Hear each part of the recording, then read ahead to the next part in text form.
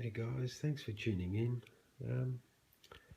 I just want to show you in this video, with two chains. The one with the red tag that you see, I've actually, while using this particular chain, I've allowed it to actually go blunt while I was cutting branches, where I started producing sawdust rather than some nice little chips and everything like that.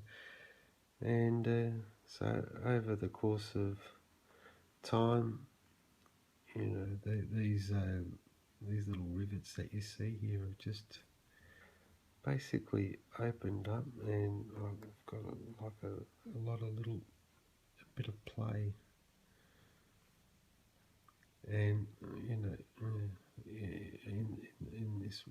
in these rivets here, and with this chain here, which is over here, it's sitting on top. So I'm just sort of show you another demonstration, and I just sort of haven't got that play with the rivets there. I'm trying to squeeze in and out, and it's just not moving in and out. So I've actually used this chain more often than this one, but I've kept the chain sharp, like after every second fuel tank, I'll take this off and get it machined, resharpened in the workshop.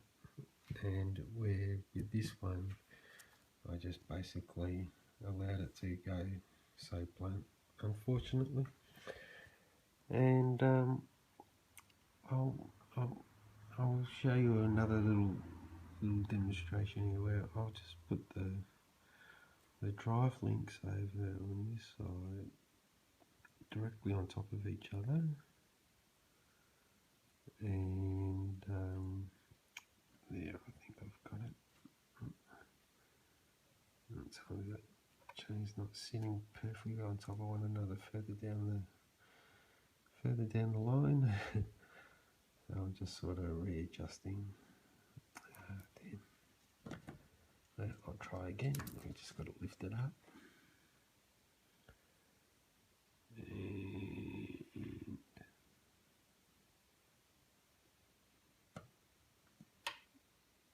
And there, it's still moved.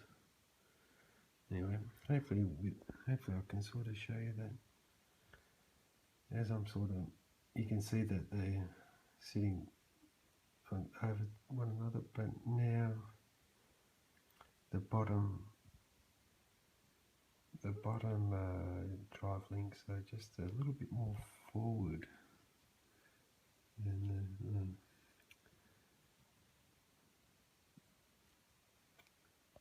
and I'll just readjust it.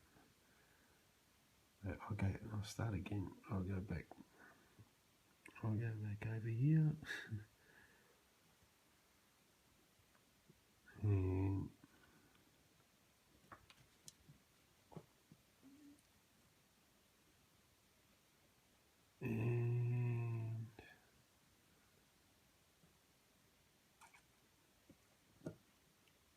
yeah, hopefully that's better now. So I've got the drive links here. They're directly over one another,